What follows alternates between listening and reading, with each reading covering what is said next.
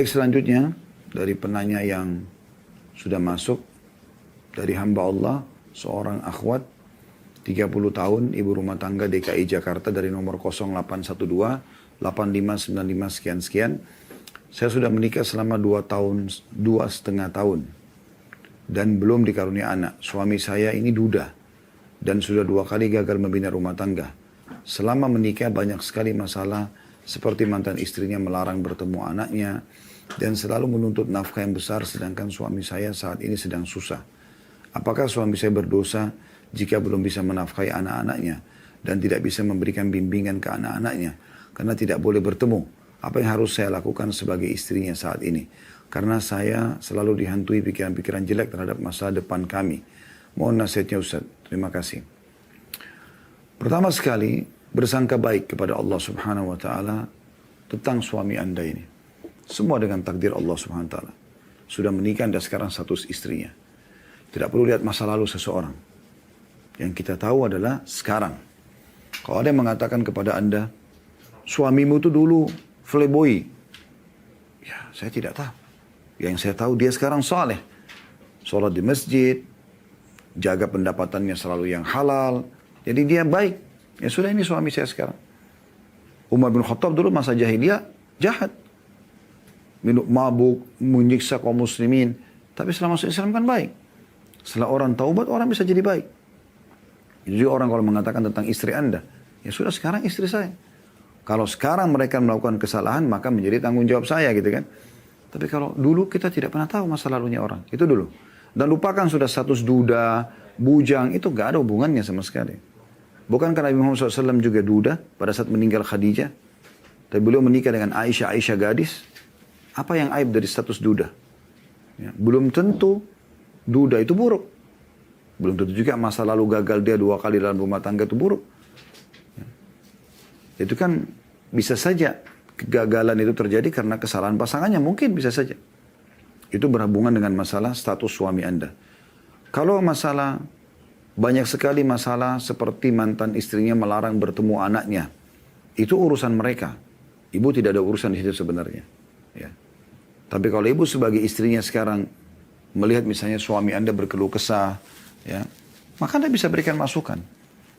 Tidak ada dalam hukum agama Islam dan hukum pemerintahan kita, dua-duanya ini ya, hukum yang sangat kuat, yang membolehkan yang memiliki hak asuh anak melarang untuk ketemu dengan yang tidak dapat hak asuh anak. Misalnya, hak asuh anak jatuh di tangan istri seperti kasus suami Anda ini. Walaupun hak asuh anak ada pada dia, tidak punya hak dia secara hukum agama Islam. Dia berdosa dengan itu karena dia seakan-akan mau memutus nasab. Begitu juga secara hukum pemerintahan tidak boleh. Dia bisa ajukan di pengadilan tempat yang mereka bercerai dulu ya, untuk menuntut hak asuh anak. Membahasakan kalau hak anak saya tidak bisa bertemu karena dia melarang dan seterusnya. Nah itu Anda bisa bahasakan dan pengadilan bisa memanggil si istri ini. Dan akhirnya nanti Anda bisa sampai pada sebuah kesepakatan, atau suami Anda bisa sampai pada sebuah kesepakatan kalau anak ini bisa ketemu sama ayahnya setiap saat. Ya. Setelah menyampaikan hak Anda sebagai ayah atau suami Anda sebagai ayahnya gitu. Kalau mantan istrinya meminta nafkah lebih, kita perlu batasi dulu. Nafkah itu apa? Kebutuhan dasar. Dan kewajibannya harian. Suami kepada istri, ayah kepada anak-anak. Harian. Bukan harus sebulan, seminggu, enggak, atau setahun. Enggak ada gitu. Karena kalau hari ini dia masih hidup, hari ini dia punya kewajiban memberikan nafkah. Kalau besok dia meninggal, gugur kewajiban itu. Tapi kalau ada seorang ayah yang dia mau baik, dia mau memberikan bulanan langsung supaya juga terpenuhi kebutuhan rumah tangga anaknya atau kebutuhan anaknya, maka itu tidak ada masalah. Tapi itu bukan kewajiban dia harian. Dan itu adalah kebutuhan dasar saja. Makan, minum, pakaian, semampu dia. Kalau ada sekolah dibayar sekolahnya, kalau ada sakit dibayar rumah sakitnya, itu semampu dia. Tidak perlu diikutin tuntutan mantan istrinya, itu nggak ada hubungannya. Mantan istri nggak ada urusannya lagi. Kalau sudah mantan istri, sudah bercerai, nggak ada lagi hak dia untuk menuntut apapun. Ya. Kecuali pada saat terjadi perceraian di pengadilan, kemudian si mantan istrinya itu menuntut untuk diberikan nafkah anak sekian, dan dia mengiyakan, mungkin itu dia harus penuhi. Itu pun semampu dia bisa ajukan kembali ke pengadilan. Kalau saya tidak mampu dulu yang dituntut ini. Diminta 3 juta per bulan. Saya tidak mampu. Saya cuma bisa berikan 1 juta 1 bulan misalnya. Anda bahasakan. Supaya ada penengahnya. Dan yang paling baik adalah pemerintahan.